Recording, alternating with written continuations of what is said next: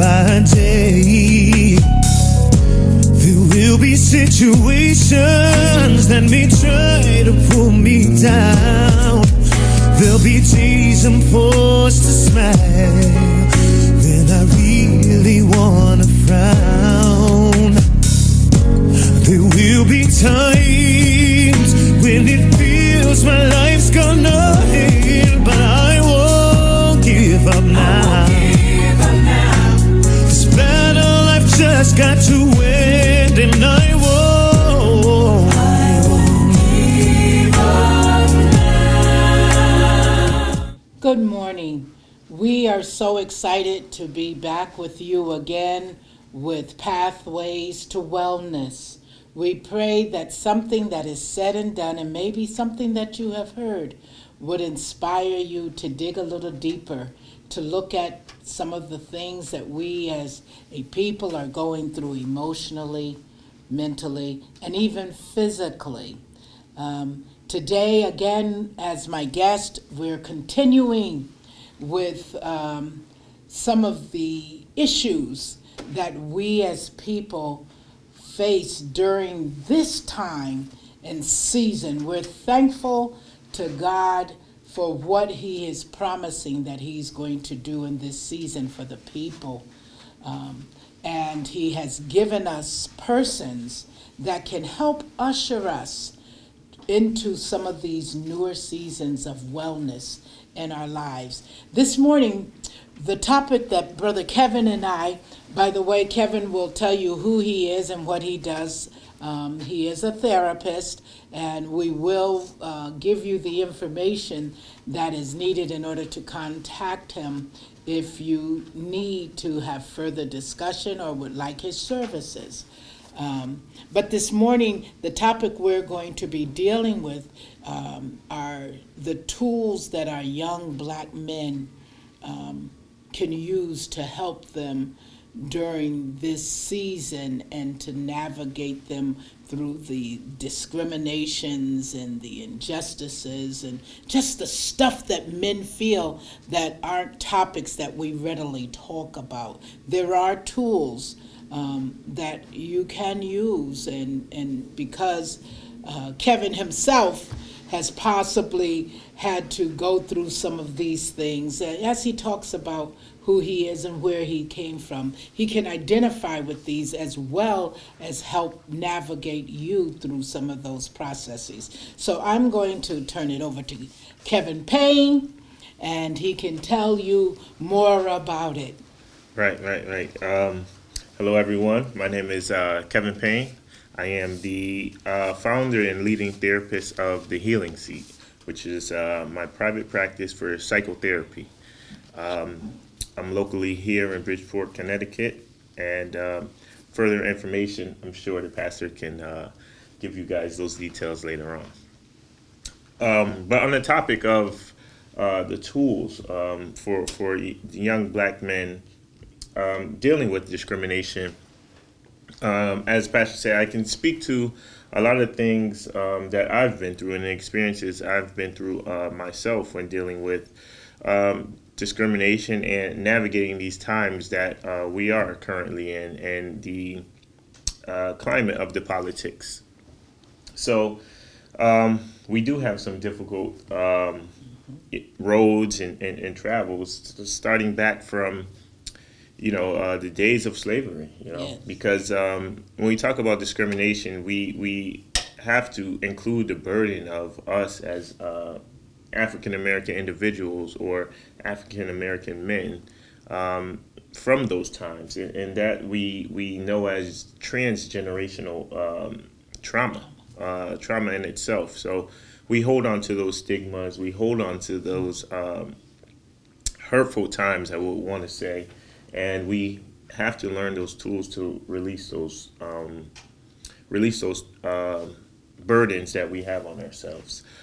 So when dealing with that, we just have to remain grounded. The major thing is to remain grounded and know the direction that we want to go in, so that we're not railroaded or led down the path of anger, or a path that we do not want to go down, right?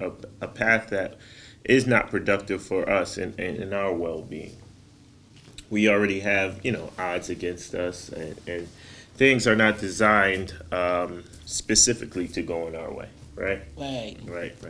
So those coping mechanisms, like I said, just to remain grounded, and know our path and know our focus, and we know that obstacles will come about and try to lead us down that wrong path, like I said before. So when we think about detours, or we think about purposeful things that other individuals can do to point us in ways of discrimination, right? And we can use the example of we being pulled over, right, or racially profiled, and just how our anxiety already is through the roof if we see a police officer or a vehicle behind us, right? We automatically straighten up and tend to give those telling symbols that maybe we should pull this guy over. He's acting suspicious, but that's all out of fear. Right? Yeah. So if we focus our attention on where we're at the moment, what we're doing at the moment, and realizing there's really nothing I'm doing wrong, right? We can try to ground ourselves and bring our anxiety levels down, right? So we're not making those quick movements or doing anything to give them reasons of for us to be treated in that particular way. Although it's hard in the moment, right? Because our anger is through the roof, right? It's through the roof. It's hard to bring these tools out and to use these tools in those ways as we're in the moment. But simple little breathing techniques and just stopping and thinking about where we are and what could be could prevent some things from happening. Anything you have to add at the moment? I want to. I heard you at the beginning in the intro of it talking about identifying some of the things that have gotten. And I say us as black people, right, because some of those same things affect the females as well. My daughter had an incident where they pulled her over because she was driving a Passat, a Volkswagen Passat, and it was black, but hers was silver. But they said they were looking. So she So we face them too. How do like this generation, because I listened to T.D. Jakes as he did a series on trauma, triggers, and triumphs. Right. Trauma has so much to do with our mindsets right now. For millennials, the younger crowd that has not been bedrocked into the things that we, my age group, have experienced. Right. Just the fears that we have, it's like now on our children. Right. Okay, how do our children identify those traumas so that they will know how to adequately, how can I say it? How to adequately get the help for them. Right. How do I know what caused my fears? What were the triggers? Right. The triggers we know, okay, we see the cop, but why am I afraid when I see the cop? I know what I've seen on TV here, but how did we get to that point where we were silent and quieted down and fear was placed in us so that every time we see the cop, it's like, ooh, right, Mufasa. I think, like I said in the beginning, it's a lot to do with the transgenerational trauma, right? Because our children or the youth today may never have experienced what they've been through, right? But they're so fearful of it. Why? We ask ourselves, right? They've never been through it, but they've seen it on TV, right? They hear the story from their parents, and they hear stories from their peers or other situations. So it builds, that itself builds fear in the individual. That's why we tense up when we're in those instances. We may have never did anything wrong in our lives, right? We got our everything right, no record or anything. But in those situations, we tend to tense up, and we tend to be fearful because of the stories and things that others experience, right? May not necessarily be ourselves. To get to your point and to answer your question is education in itself, right? The same way that we were taught to fear these situations, right, could be the same way we can be taught to recognize these situations and reach out to individuals to receive help when needed. Some of those triggers are being fearful in those situations, right? Anxiety, you feel your anxiety going through the roof, or you overcome with anger in those situations. You have this underlying anger for a police officer that you've never experienced, that they've never done anything to you, or you never had a bad experience with a police officer, but you have this underlying anger or fear in that situation.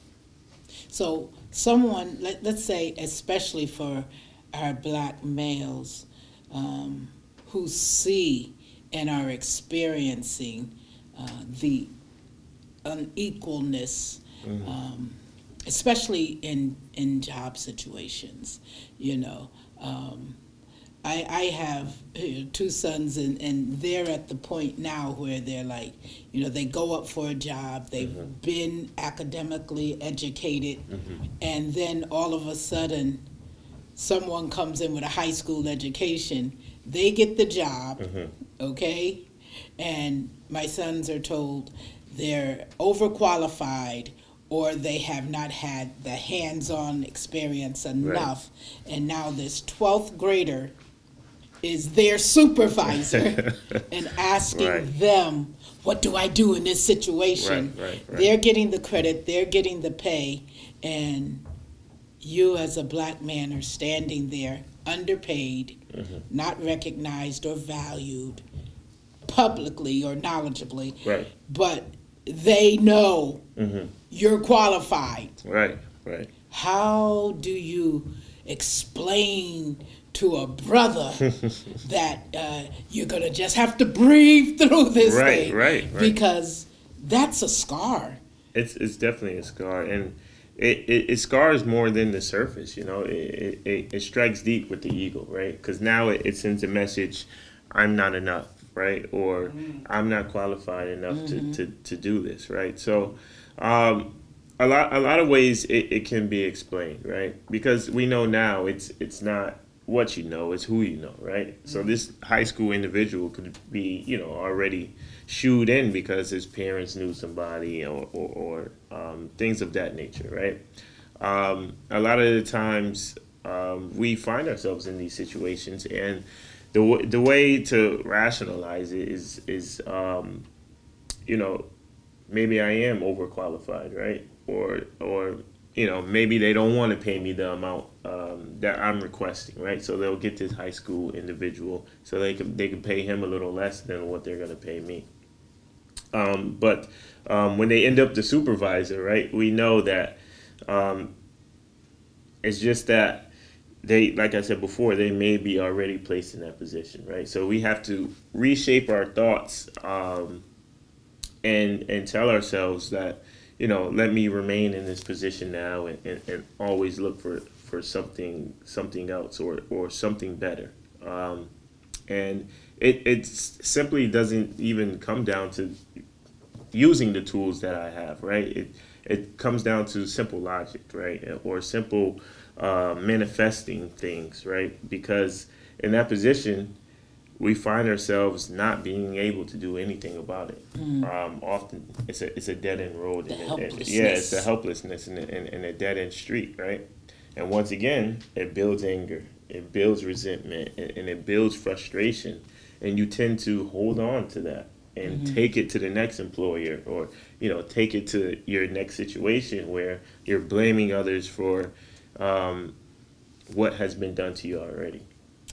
I watched this week the inauguration and how this 22-year-old black woman I'm not going to call her a child, but this 22-year-old black woman raised the standards and gave hope, I feel, to not just females, but also males. And she said something very interesting in one of her interviews, that she studied, she researched, she made sure she was abreast as to what was going on around her, and then she spoke from her heart. She put from what went from her head to her hand and began to articulate it that way, even in overcoming some of the challenges that she had.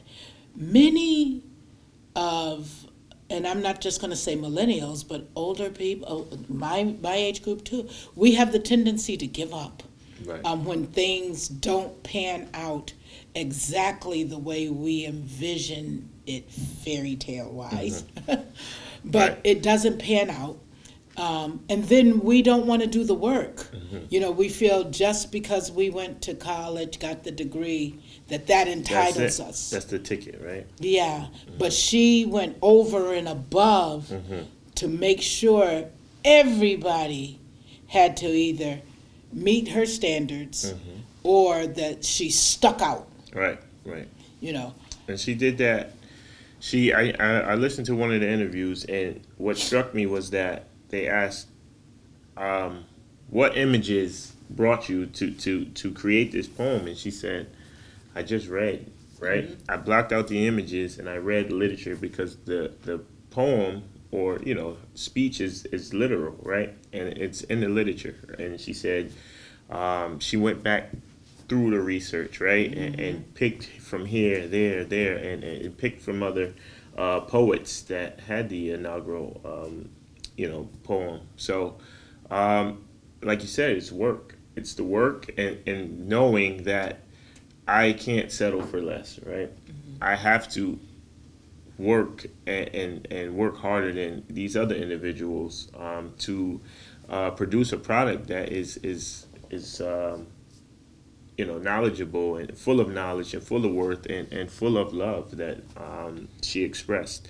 And that itself could be a burden, right? Because she said she spent, time just reading it and writing. So putting that stress on ourselves, as well as always being better than, I always have to be better than the next one, it takes a toll on the mind and body as well. Yeah. So even in the situation of black males with discrimination, what it says to me is that, and you said the word, education, educate. Many of us do not take the time to educate ourselves as to how to handle situations, because if you go out there, and I'm not saying that all of the steps they give you work, right. because there's always somebody that's outside the lines, but if you talk to a lot of the males, especially the older males, and you ask them, what are some of the things you can do to keep from aggravating the situation, they could not tell you 1, 2, 3, 4, 5, because they have not done their part in educating themselves. They act on what they think should be done. They don't know the law to the extent of really being able to articulate it. You can't pull me over. It's my right. And, and that's it. It stops there, right? It stops. It's hard because like you said, doing the work, right? And as a poet did the work, we as individuals and African American males, we need to do the work as well, like you said. So that work entails educating ourselves, for one, and practicing what we would do in that situation, which is hard, because who wants to go practice of, what I'm going to do if I got pulled over, what I'm going to do if my supervisor comes to me and tells me I'm not qualified, and we know it's based on skin color and not qualifications, right? What I'm gonna do when I don't get that loan that this guy got, and I'm more qualified for it than this individual, right? So it's hard to practice for those situations because it's just not something we do every day. So just being able to put yourself in that situation mentally and navigate through it is just a task, and it's hard to do, on everyday living. Even the recitativeness in prison for Right. our black men, it's high. And like I said, I can only speak when it comes to the black men from what I see. Right. And it's almost like they crave for the structuring. They want their freedom, but then when they get their freedom, they don't know what to do with it because they have been structured in such a way they can't function when they get out. Right, on their own. Yeah, Right. and then to have it compiled with discrimination and certain rights taken from them. Right. For me, it's like, okay, you served your time. Why can't you vote? Right, And right. to know that when I get out, my voice can't even be heard. Right, right. How do you help the brothers with that type of anger, knowing that this is what is systematically in place? Right. The system has got to change. But until it's changed, they still walk with this anger of, nobody is hearing me. Even though I'm articulating this thing, nobody is there that can liberate me from this type of incarceration. Right. It's hard. It's totally hard because, like you said, it's a systematic thing. The system is designed to not let individuals, as such, go forward. I just spoke to an individual the other day about his pardon. Right, he got a pardon from whatever crime he committed, and now he's able to do these things that he wasn't able to do before.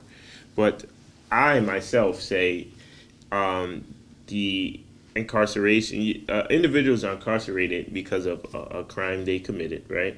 And during that time of incarceration, there's supposed to be a period of rehabilitation, right? And there should be programs in place to help these individuals once they're on the outside. This is what you do. Once again, it boils down to practice, right? Practice and education. So if they're doing these things over and over again while incarcerated, we have hope of them doing it on the outside.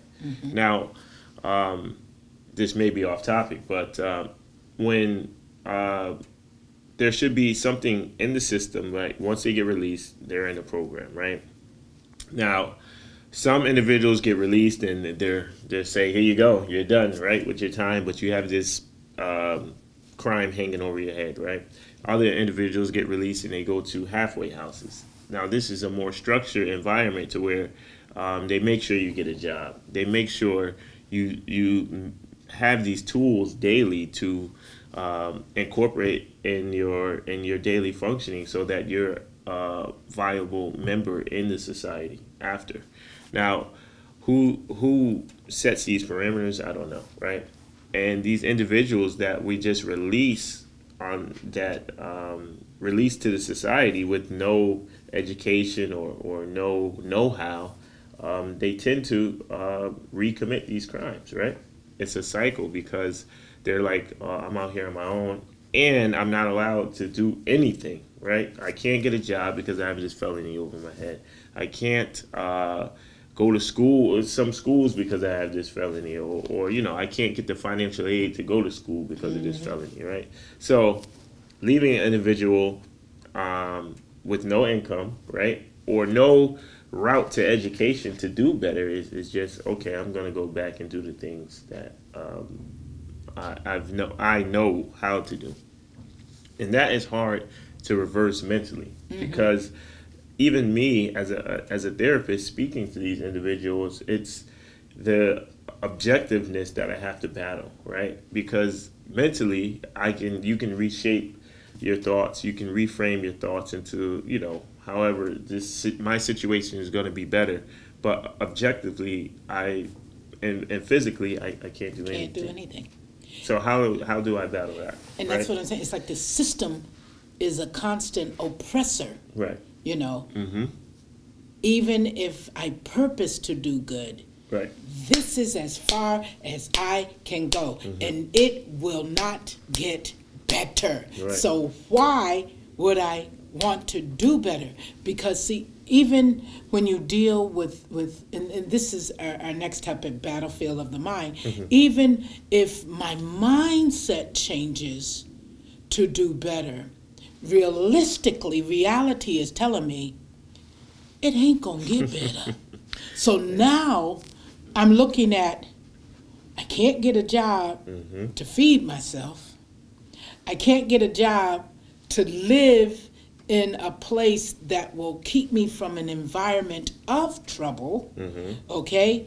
I can't be a person of respectability because this thing, you're a constant reminder. So I'm emotionally in torment all the days of my life. Forget going to hell. Right. I'm in hell. I'm in hell. I'm currently in hell, right? You're telling me I have to be satisfied with hell. Right.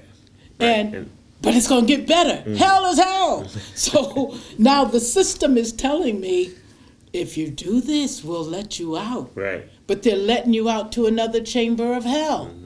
So even in your job as a therapist and mine as a spiritual counselor, I sometimes feel that I am helping these people.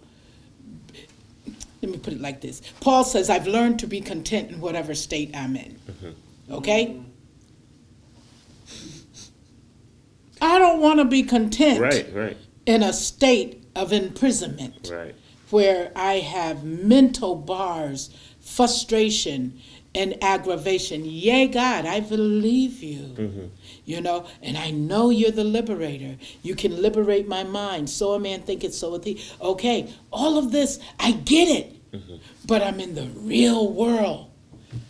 How am I going to, say for instance, I get out and I have this significant other and I have a child with it. Right. How am I not going to transfer this anger to my kid when I know I can't do no better? Right.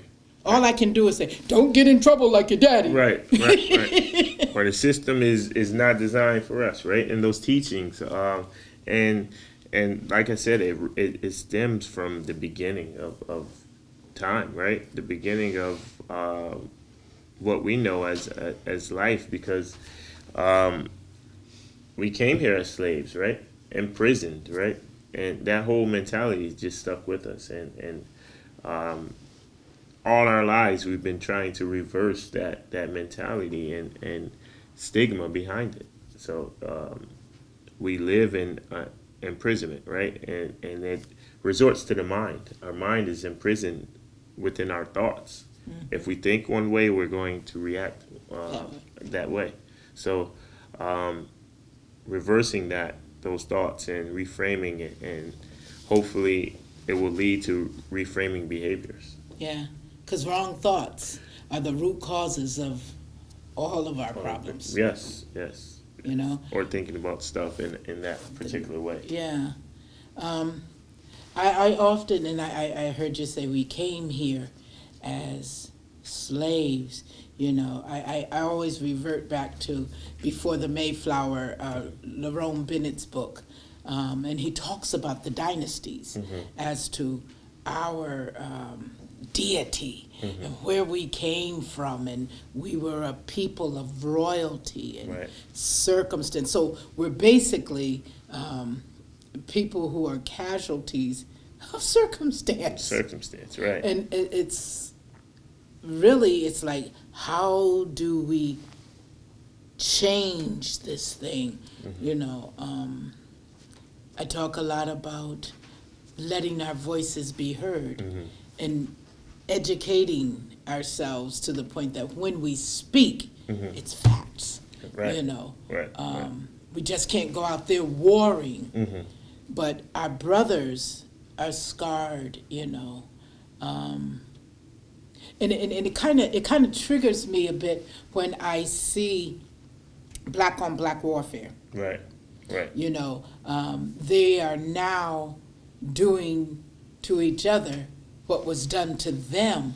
And that cycle, how, do we get them to change their mindset to understand, look, wait a minute, you look like me. Right. Why are we doing these things? And it's anger, a lot of anger. And, they're fighting for territories, and it's like, you don't even own that territory. You're fighting paying with stuff we don't even own, right? Right. And I mean, it goes back to system, right?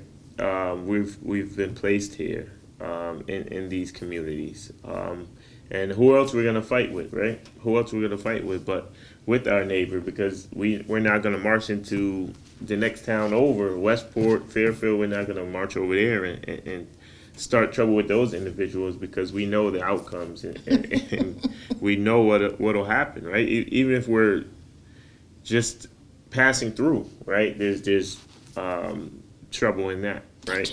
Yes. Mm-hmm. So there's been a long time of thinking of how do we reverse these things, right? And it all starts with, like I said, mindset and reframing. But it's on such a large scale that it's just hard to reach, right? We can reach one individual at a time, but reaching those big groups and youth, right? It's all, I believe it's all just based in anger, right? Frustration, whether it be a child didn't come up a proper way, or a child didn't have his parents, right? It stems in attachment and anger, and it's just that is the only outlet that they have. Fear brings anger, right? If I'm scared, I'm going to react a certain way, right? If I think you're intimidating, I'm going to react in a certain way. So that anger and frustration just comes out, and we just have to learn and teach individuals these coping mechanisms and coping skills to reverse those thoughts and behaviors. I do believe that this younger generation, they're the conduits of change, because I'm watching them now. In my house, it was 4 generations at one point until my mother passed, but now it's 3 generations, and I'm watching each generation how we handle certain things. Mine is, let me sit down and talk to you about this, that, and the other. My daughter's is, annihilate them. Just cut them off. Get them out of here. They made me mad. I don't want to talk to them. I know they aren't no good for me. Don't want to do nothing. I ain't mad at you, but I just don't have nothing to do with you. Right. My younger one is, oh no, you did this to me, it hurt me, and we're not going to do this no more. This is what I'm expecting from you, and I don't care if you don't like it. Right. And I mean, you're 11 years old, but they're not afraid to talk about what's going on in them and what they expect from you. Don't care how old you are, because my daughter always say, that's your grandma. I don't care. I got feelings too. Right. So they articulate it and let you know, I'm just like you. So I see the change in them, and not to be disrespectful to us, but that's like their makeup. Right. Because that is their makeup. And I was going to say, those are 3 different personalities, right? And they learned and experienced 3 different ways, right? I don't know if they all went to the same school, or, times change, right? And we say, well, if you have multiple siblings, right? The youngest sibling will say, well, mom is easier on me than everyone. Or the oldest sibling will say, oh, the mom's baby and the baby, right? But it's just experience throughout the years, right? different hierarchies of learning and teaching, and what I know as self schemas, right? We just experience things different, and we learn how to react things differently. And with the changing times, individuals change. And see, I think my generation, we have scarred that middle generation, Right. because we accepted, for instance, my parents used to always say to me, because I went to a predominantly white school coming up, Mm-hmm. it's okay, baby, sticks and stones may Right. break your bones, but names will never hurt you. Right. So let them go ahead and do the, right? Mm-hmm. But as I grew, I'm looking at my daughter and I'm like, hit me. Right. Because now I'm scarred Mm-hmm. and I am immobilized by some of the things I've heard and internalized. And now I'm paralyzed and can't move. Right. And I'm still in this accepting mode. Oh, girl, just pray for him. It's going to get better. Right. Right. Okay? But they never told me I got to put work to my prayer. Right, And that right. prayer changes people and people change things. Right, right. I just took what they said.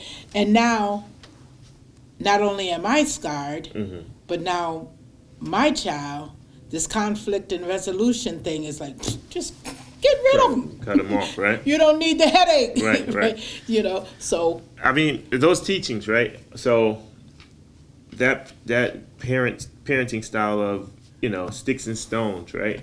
And that's all internalizing everything that comes at you, right? Now, what happens when we internalize things? That chest gets full at some point, Yep. right? And then it's getting back to our point and topic of anger, right? Because if you internalize, you're going to explode at some point. yes, sir. Right? Instead of receiving that information, and like your youngest, right, your granddaughter, educating other individuals. Wait, hold on. I didn't like that. This is how I received it. You hurt my feelings, right?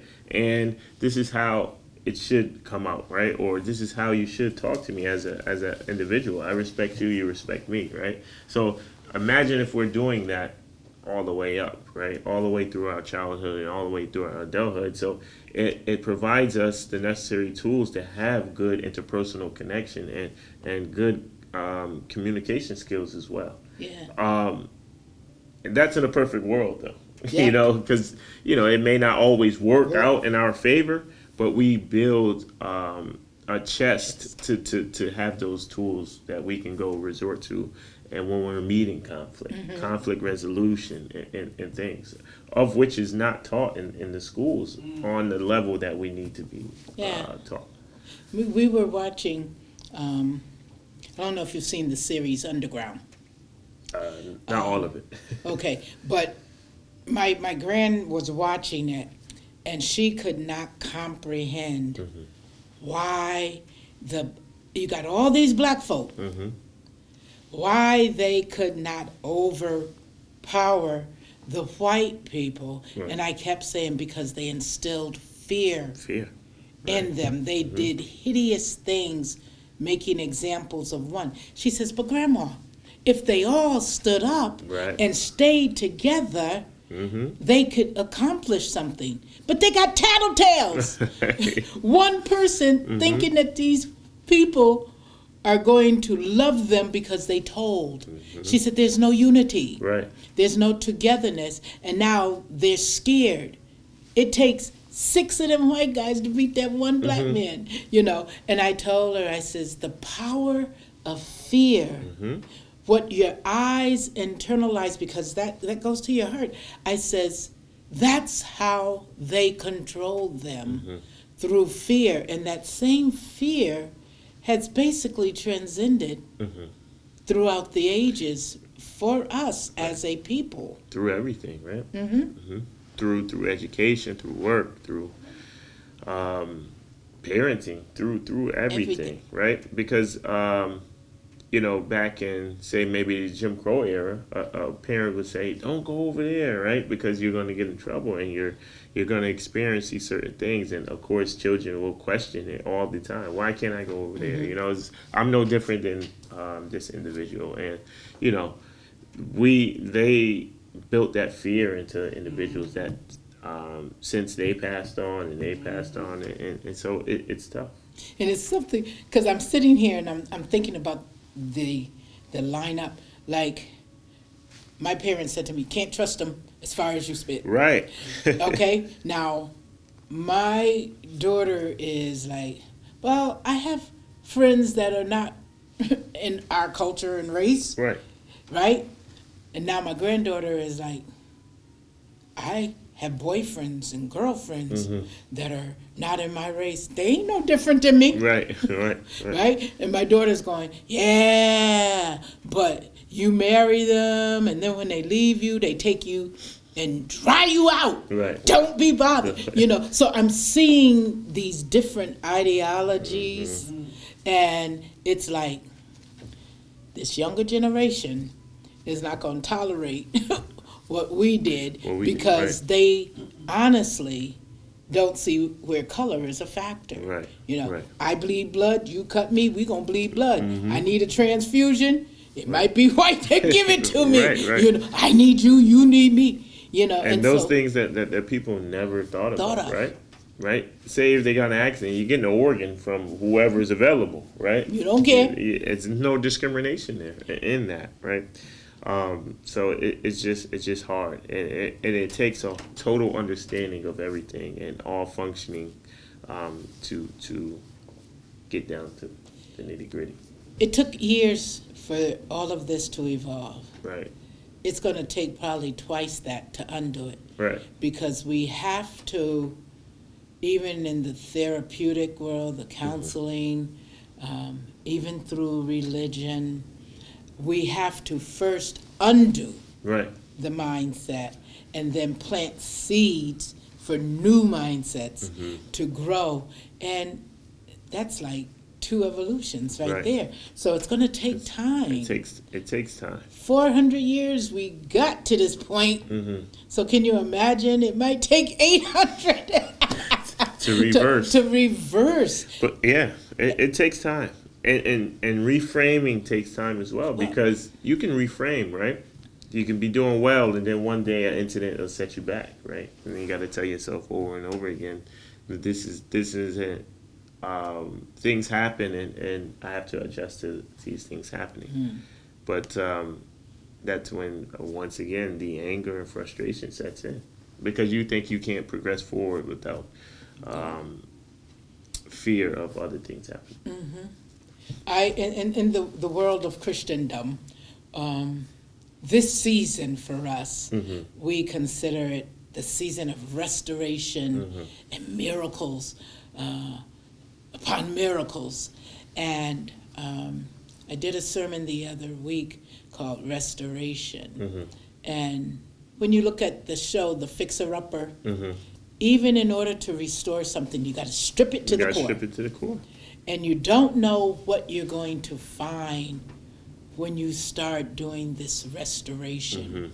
And there are so many factors that go into making us who we are, just like it is in building. And you might get there and the lights are working, but then when you strip it down, you find out you got old electrical components that don't meet the standards of the day. Now you got to, redo the whole electrical system and make it, adaptable for the appliances of today. Then you might get in there and you might see termites in there. You don't know what you're going to uncover in the restoration period. And there are 4 phases to that. So, in understanding that with brick and mortar. And applying that to the human being, right? I think with that, it's constant bettering yourself, right? Constant resolutions and just constant reworking what you know, right? And reframing that could help individuals, right? Because we know that every individual in every situation isn't the same, right? And we have to adjust accordingly and constantly rewire our thinking and rewire our behaviors to adjust to each situation. And even in this time, the norm was never the norm. Right. And the new norm I keep telling people it's different than what we have been accustomed to, and we have got to make the adjustment. You know, if we stayed stuck like our foreparents, we would still be in outhouses, Right. Right. shotgun houses, And everything. mule and wagon. You know, We will will live like still be Amish, that. right? Yeah, but over the course of times, we had to adjust so that we fit in, not conformity, Right. but that we fit in and could survive and live in a time that's different. Right. And I believe even for us as a people, we're going to have to start turning the dial so that changes can come, and it starts with us. And like I heard you say, not fault finding and blaming on other people, because for so long we have said the man has held us back, and the man has not done this. And my thing is, well, when the man gave us opportunity, what have we done with it? Right.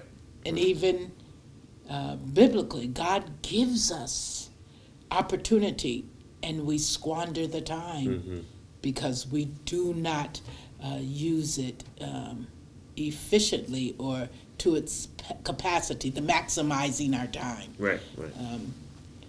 So how do we begin shifting people from this mindset and mentality of mental incarceration? I think it starts with dealing with the fear, right? Individuals are complacent, right? Are content in their situations because they fear the other side, right? If I do this, what'll happen? Often individuals are content in their situations because that's all they have to have a place of security. Because if they come outside of that sense of security, there's no one there to protect them, right?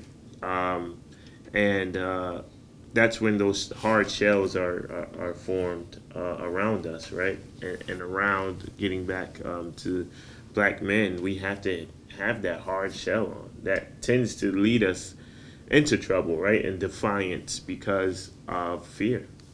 So we deal with the fear, which until we'll deal with the anger, and will instill a sense of comfortability in us as individuals. Yeah, because see, black men have been, at least in my family, you're the strong ones. Right. Don't let people know your weaknesses. Right. They take advantage of. You got to be strong. You can't cry. You don't do that. It has hurt them more than it has helped them, because now they're not, and I don't know if I want to use the word vulnerable, but comfortable enough to share their fears with other brothers, because, oh man, that brother ain't feeling this. Right. I'm Right. the weak link in the group. So to try and get brothers to sit and talk about this thing transparently so that possible help and they can understand we're in this thing together. Right. I'm not the only one thinking like I'm this. not the only one going through this. Right? You know, it's hard to get men to sit. You might get one or two, but as a village, we have to find ways for our men to sit and round table this so that they can understand we're one. You know, we're all going through it at some level, and to share it and then come up with ways to help overcome these fears. You know, and then the fears have kind of annihilated a lot of brothers from the spiritual aspect. Right. Of recovering. You know, if there was a God, we wouldn't be going through this. And, you know, God don't like us. You better look out for yourselves. And be the man for yourself. Do what you got to do. And there's no connect with that third part of who they are, body, mind, and spirit. They go to the gym and they'll pump it out. Right. They'll go, some of them to a therapist, or they'll sit and get the wrong information, but they won't connect spiritually to solidify that piece and bring it all together. Right. And that goes back into Maslow's, hierarchy of needs, right? We tend to have one group of needs and not meet the group of others. Like, and until we meet that as a whole, we won't be whole. We'll struggle, and I think that's where it comes in at. But we need to help each other to get to those points, and that's where we see or meet the deficits of not becoming whole. So my dream is that we in the Christian world can work with therapists therapeutically to help bridge these gaps without intimidating, forcing, or stereotyping our brothers, so that they can become wholesome, whole, and well in the way they think, because if we don't, we're going to further spiral downward, and we will always be a people filled with fear, and trapped. That's, I think it's we're trapped mentally, and we're trapped in our experiences, and that is what keeps us in the positions that we're in. So times are changing, though. They're changing big time, and we they say that you hate when the rabbit has the gun, right? So that's where we see all the reactions from the other side, because they know that the hands are changing, and we just have to continually do our part with educating and staying mentally well, and come together, and that allow us to beat some of the odds that we're facing. Well, will you tell us how we can contact you? Yes. And your services, so that persons that feel the need to reach out can reach out to you. Sure. So I'm on Facebook and Instagram, both under the name The Healing Seat, and spelled just like that, The Healing Seat together. My contact number is 203-208-8232. I can be reached there via text as well. If I don't answer, just leave a voicemail, and I'll be sure to get back to you. I do have an email. You can reach me there as well, and that's KA the Counselor. So KATHE and the word counselor @gmail.com. All right. So there we have it. If any of you feel that you would love to acquire the services of Kevin Payne, I don't even want to say challenge you, but we offer you the opportunity to contact him and use the services. He's there, and he's quite capable of blessing you in any of the areas with any of the issues that you may be experiencing. We say God bless you. We thank you, and we look forward to being with you again. Have a blessed day. Okay, you guys have really talked about some wonderful issues about the anger issues that we have, that Black men go through. One of the things that I want to want you guys to elaborate a little bit, was one of the things that God dealt with me, is the fact that I had no worth. What was my worth? What was my value? And I think one of the tools that we can help black people with, especially the young black men in general, is how do you value yourself? Or you value yourself the way people are valuing you? Mm-hmm. So what do you think about those tools that you can give them of how they're seeing themselves through the eyes of other people? Or should they look at themselves, rethink about themselves? Want that one or? We can both. I'll let you go first, and then I'll. So I think a lot of the situations stem from one feeling worthless, right, or have feelings of worthlessness, and you mentioned how others see an individual, right? So if I feel an individual doesn't hold me to a standard or thinks less of me, that's how I'm going to act, right? And that is how I'm going to respond to that individual. Mm-hmm. So in the instance of black men meeting discrimination or meeting, things that they feel are chopping them down, they're going to respond with anger because I think you feel that I have no sense of worth as well, right? And I'm going to act out and meet you where you're meeting me. So instilling purpose in an individual and instilling them and filling them with some self-worth and helping them realize that they are a major piece to society and they are something worthy. I think that will help individuals as well. I even see a shifting with that. Mm-hmm. The generations have changed. The younger ones, like I said, your granddaughter. yeah, they're not seeing themselves as worthless because these times, the seasons that we're in, is causing them to be more creative, and it's bringing out who they are creatively.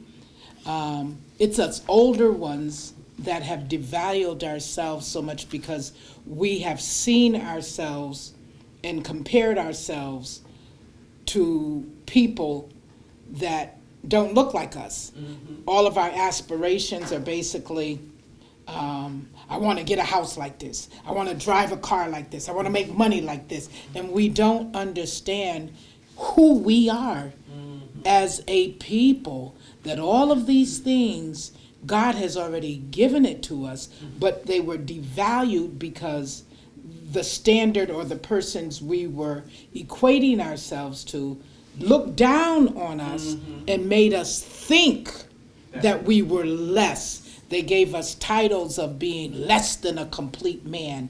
They told us that we were dogs, and we started internalizing that. But one of the things that I try and do with persons that have low self-esteem or have devalued themselves, I tell them every morning you get up and you're brushing your teeth, you look in the mirror, you tell yourself, I am fearfully and wonderfully made. I'm beautiful. I am somebody. I am a major contribution to this society. I love me some me, okay? And set a goal, a realistic goal for that day. If it's no more than speaking to someone that don't look like me and say something nice, dress nice. Envision yourself being in the place you want to be and having to have people draw from you. Be unique in what you do. So it's going back to the teaching tool and helping to let them see their worth and value, not just to the community, but to themselves. Okay, Yeah. hold on a minute. Now, both of y'all were talking about that group. I want to talk about the group that's 9 to 12 group. The 9 to 12 group of young men that see their mothers struggling every day. But they're going to school, they may not smell as good, may not look as good, may not have a haircut, may not have eaten. How do you talk to them, the 9 to 12, of how to carry themselves as a gentleman, even though they're struggling in life? I think providing examples for them, and seeing what is ideal, right? Or seeing what they want to reach, right? Or mannerisms that they need to continually have or work towards is a key point to that. Education and constantly being a voice in their ear. And just being transparent, I think. Now the younger individuals they're smart individuals, and they realize what's going on around them via YouTube, TV, or whatever. Just a constant education and a constant awareness of what's going on around them would help. What I did, I had an anti-gang program. If you go on my Facebook page, you can see some of the products of it. But we had, for the younger kids, we even had guys that used to be in gangs come sit with them and tell them their mistakes that they made, okay? We looked at each of the children individually to see what their gifts were. Some were poets, some were writers of music, some liked making music, others were car washers, others were artists that could draw. And we set parameters for them and told them, you have to acquire your education. If you do your education, then you can go down in the studio and you can, if you're a rapper, we'll show you how to put your poetry to music, and we'll give you the CD, and you can sell that rather than drugs. Use your creativeness, whatever your gifts are, you use that. We had some that were designers, and they made the handkerchiefs, Out of that group, when they saw that they could be productive with their gifts, which were different, they were all different, that they didn't have to go and do the drugs, and that they could be different than everybody else and be satisfied with who they were. Out of that group to date, 3 of them have gone on to college and no longer in the drugs. Wow. The older ones have now acquired jobs and don't sell the drugs, you see. Now, I'm not gonna say they ain't smoking the marijuana. We're weaning, little by little, but letting them see whatever God has blessed them with as a human being, use it and let it be a positive influence instead of a negative one that will get them incarcerated. Wow. And we didn't judge them. Even with the hair, that's the thing for the kids now. Roll out of bed and just look like whatever. It's very stereotypical. We stereotype because of what we see them look like. These kids have brains. They're very, very intelligent. Yeah. And they're telling you, don't judge me from my outside. It's what's inside. And Martin Luther King said it so well. So now they're saying, okay, you say that I'm somebody, show me. Don't judge me, accept me, And then what we started doing, because we had beauticians, we did makeovers. Not makeovers as to what we thought they should be. We let businesses come in and tell them what they were expecting in order to work in their forces, okay? And then they had to decide, how am I going to tailor myself to be presentable to get there? And then we had job coaches come in and teach them how to have an interview so that they can be accepted, not by what they look like, but what they were on the inside with a tailored down outward look. Wow. And we provided those tools for them. So they got free haircuts, They got an outfit, even if it did come from Walmart. They got an outfit, and then we taught them. You know, we told them the first interview might not work, but you don't stop there. You know, sell yourself, the real you, not what they're envisioning you to be. So they have to kind of make the change. Okay, one more, that's it. This is the last one. Dr. Kevin, what tools would you suggest for the young black men generation on how to start valuing themselves? What kind of tools, how should they go about, because I know what Pastor said about the person look in the mirror and tell you beautifully wonderfully made. What kind of tools you would tell a young black man who may not understand that scripture or what have you, but what kind of tools that they can start valuing themselves, to rethink how they see themselves, even though they've seen loved ones going to prison, they see the discrimination, they have the anger inside of them, to rethink their thoughts, because they don't let people control what they're thinking and how they perceive themselves. How do they change how they feel about themselves? How to give them the tools to make them think how they can revalue themselves. It's tricky. It's tricky. Yeah. And when you say tools, it's kind of hard because these individuals, they wake up in the environments they're in. They walk outside and they're in the environments they're in, right? So the tool or the instrument, right, would be to show these individuals different, right? Try to allow them to see different, right? There has to be a constant mentorship. There has to be a constant programs, right? Constant teachings that, you know, you are worth, right? There is more. And this is not the end all be all where you are today. There are rough patches, and we have to overcome those obstacles to get to where we need to be. Should they put goals on it for both of you? Should they have goals? What about Daily, the goals? yeah. Can that help? Daily Yes. goals, right?